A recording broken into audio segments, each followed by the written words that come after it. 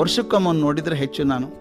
ನಾನು ಏಕಾಂಗಿಯಾಗಿ ಹೋಗಿದ್ದೇನೆ. ಈಗ ಯಾವುದೇ ಹೋಟೆಲ್ಗೆ ಹೋದರೆ ಚೇರ್ಮನ್ ಅಂತಾರೆ, ದೊಡ್ಡ ಕೊಠಡಿ ಕೊಡ್ತಾರೆ, ಎಲ್ಲ ಅನುಕೂಲಗಳು ಮಾಡಿಕೊಡ್ತಾರೆ. ಆದರೆ ಪ್ರೀತಿ ನಗು ಅಲ್ಲ, ಅದು ಪ್ಲಾಸ್ಟಿಕ್ ನಗು. ಚೇರ್ಮನ್ ಅಂತ ನಗ್ತಾರೆ. ನನಗೆ ಆತ್ಮೀಯವಾದ ನಗು ನೋಡಿ ಎಷ್ಟೋ ವರ್ಷ ಆದಂಗಾಗಿದೆ.